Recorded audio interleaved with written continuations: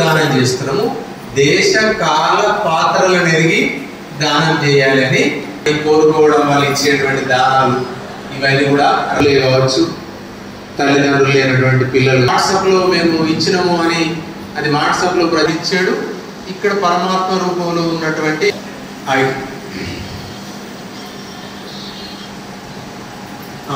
ఇంకా కొంచెం మిగిలింది.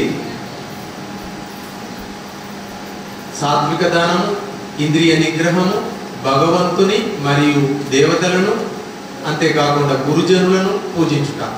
అట్లే అగ్నిహోత్రాది అంటే యజ్ఞం చేయడం, అగ్నిహోత్రాది ఉత్తమ కర్మాచరణము, వేదశాస్త్రముల పఠన, భారత స్వధర్మాచరణము, అందరి కష్టములకు ఓర్చుకొని శరీరము మరియు ఇంద్రియాలు దేవత్వము, దైవీ అసురులు అనుకున్నాం కదా.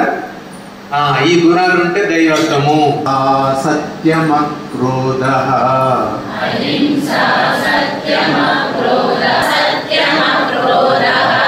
త్యాగ శాంతిరపైశునం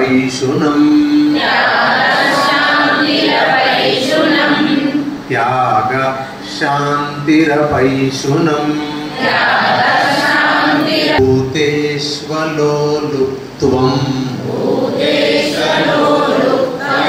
లోలుప్త్వం దయా భూతేష్వలోలుప్త్వం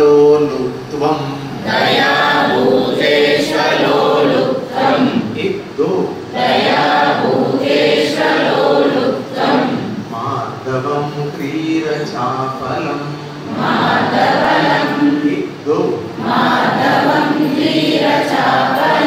మళ్ళీ ఒకసారి అహింసా సత్యమక్రోధః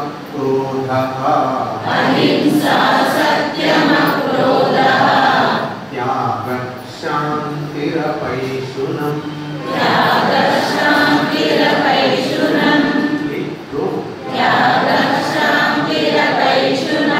హింస కేవలం శరీరం ద్వారా హింసించడం, మనో వాక్ కాయం ఈ మూడిటి ద్వారా ఎవరికి ఏ విధముగాను కష్టమును కలిగించకుండుట. మనో వాక్కాయ కర్మల ద్వారా. సత్యము అంటే యథార్థమైన ప్రియ ఓడుతూ ఉంటారు. అబ్బో మీరు వేరే అండి అంటే పని తీసుకోవడానికి ఇది మంచిది కాదు. సత్య భాషణమే ఉండాలి. పొగడడం అంటే ఎదుటి వాళ్ళను తగ్గించడమే వాస్తవంగా. ఎవరైతే పొగడ్తలకు పడిపోతారో వాళ్ళు పొంగి అందులో పడిపోతారు, పొయ్యి జలారిపోతారు అట్లా. సో యథార్థమైన ప్రియమైన భాషణము. అక్రోధం అంటే ఇది చాలా కఠినమండి. అక్రోధం అంటే క్రోధం అంటే కోపం. తమిళ సర్వే కదా ఉంది, వారందరూ చూస్తారండి. అక్రోధం అంటే మన కాశీలో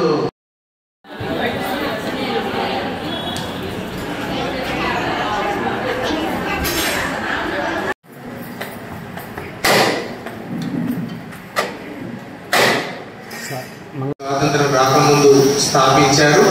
సరిగ్గా విజయదశమి వస్తే 100 సంవత్సరాలు శతాబ్ది ఉత్సవాలని మనం అనుకుంటున్నాం. 100 సంవత్సరాలు పూర్తి చేసుకొని 101వ సంవత్సరంలోకి విజయదశమితో అడిగిడబోతున్న సందర్భంగా సంఘానికి సంబంధించినటువంటి పెద్దలు ఒక నిర్ణయం తీసుకున్నారు. అదేమిటంటే పంచ పరివర్తన. 5 సూత్రాల ద్వారా దేశ సమాజంలో మార్పు తీసుకురావాలి. పరివర్తన అంటే ఏంటి? మార్పు తీసుకురావాలని పెద్దలు సంకల్పించారు. నేను బాగా విపులంగా కాకుండా క్లుప్తంగా ఈ పంచ పరివర్తన అంటే ఏంటో మీకు తెలియజేస్తాను. ఒకటి కుటుంబ ప్రబోధన. ఇప్పుడైతే ఈ కుటుంబ వ్యవస్థ మీ అందరికీ తెలుసు, పాశ్చాత్య దేశాలలో కుటుంబం లేదండి. ఎంతమంది భార్యలు ఉంటారో, ఎంతమంది భర్తలు ఉంటారో, పిల్లలు ఎక్కడ పెరుగుతారో, భర్తతోటి పెరుగుతారా, భార్యతోటి పెరుగుతారా, అమ్మమ్మ తాతయ్యతోటి పెరుగుతారా, చాలా కష్టమండి అక్కడ కుటుంబాలు నిలదొక్కుకో.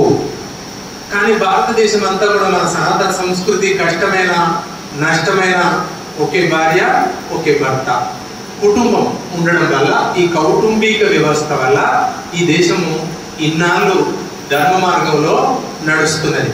మరి కుటుంబంలో ఉన్నటువంటి సభ్యులు రోజులో ఒక్కసారైనా పిల్లలతో సహా చేయడం, పిల్లలతో మాట్లాడడం, అంతేకాకుండా వారంలో ఒక్కరోజైనా కనీసం పిల్లలను తీసుకొని మనం దేవాలయాలకు రావడం, మన వేషధారణ, అమ్మాయిలు కావచ్చు అబ్బాయిలు కావచ్చు, వేషధారణ, ఆహార పద్ధతులు, పెద్దలను ఎలా గౌరవించాలి, మన ఉత్సవాలను ఎలా జరుపుకోవాలి, మన తిలకం, కట్టు, బొట్టు అంటాం మనం, ఈ ఆచార వ్యవహారాలన్నీ తెప్పిస్తూ పుట్టినరోజులు మన పద్ధతిలో జరపడం, చక్కని సంస్కారం చదువు కంటే ముఖ్యమైనది సంస్కారం. కాబట్టి మన హిందూ వాతావరణం, తులసి ఉండడము, అవకాశం ఉంటే ఆవు ఉండడము, ఇంటి పైన ఒక జెండా ఉండడము, ఇట్లా కుటుంబ ప్రబోధన అంటే మన కుటుంబము ఒక యూనిట్ అనేది చక్కగా ఉండడం. కుటుంబాల సమూహమే సమాజము, సమాజం యొక్క సమూహమే పట్టణము, లేదా ఈ పట్టణము లేదా గ్రామాల యొక్క సమూహమే దేశం. కాబట్టి ఎక్కడి నుంచి స్టార్ట్ అవ్వాలి అంటే మొట్టమొదటి యూనిట్ ప్రారంభం మన కుటుంబం నుంచే అది ప్రారంభం కావాలి. తల్లిదండ్రుల నుంచే ఈ విలువలు అనేది ప్రారంభం అవ్వాలి. చక్కటి కౌటుంబిక వ్యవస్థ. రెండవది పర్యావరణం. మనం అందరం ఆలోచించాలండి. మనం బ్రతికేస్తున్నాం అంతే, మనం జస్ట్ బ్రతికేస్తున్నాం. మరి మన పూర్వీకులు మనకు మంచి పర్యావరణాన్ని, మంచి ప్రకృతిని అందించి వెళ్ళారు. మరి మనం మన తర్వాత తరానికి మనం ఏమిచ్చి వెళ్తాం ఒకసారి ఆలోచించండి. మనం మంచి పర్యావరణాన్ని ఇద్దామా?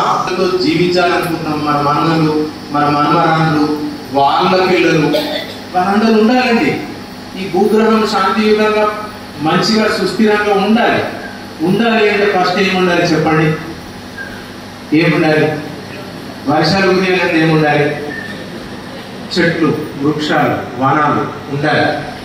కాబట్టి మనం అందరం కూడా ఈ ప్లాస్టిక్, కూరగాయల సంచి, బ్యాగు అట్లాంటిది మనం తీసుకెళ్దాం. మనలందరూ ఎన్ని కూరగాయలు ఉంటే అన్ని ప్లాస్టిక్ కవర్లు దేదనాలు కట్టించేసి మరి ఆ షాపులలో అంటున్నారు, అమ్మ ఇన్ని ఎందుకు కట్టిస్తున్నారు అని అంటే, సార్ మీరు ఒక్కరే అనంగా చూస్తున్నాం కానీ ఆ కవర్ గిట్టి వేయకపోతే ఇన్నే ఉంచుకొని కూరగాయలు ఇన్నే పడేసిపోతారు సార్.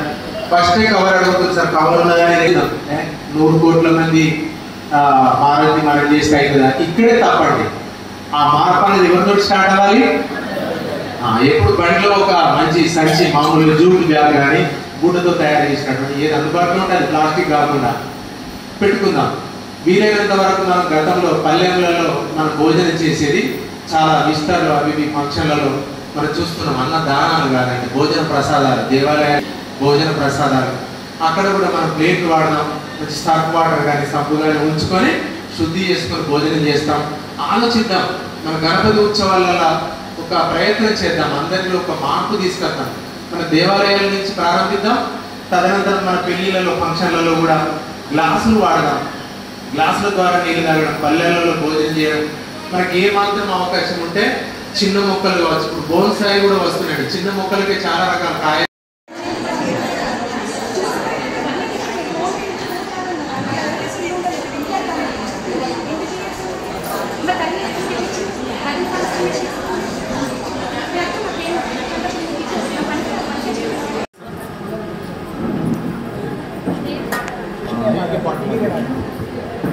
ఓం హారతి వెలిగించారు. ఇది సూక్ష్మంలో మోక్షం అంటాం అన్నమాట. ఓం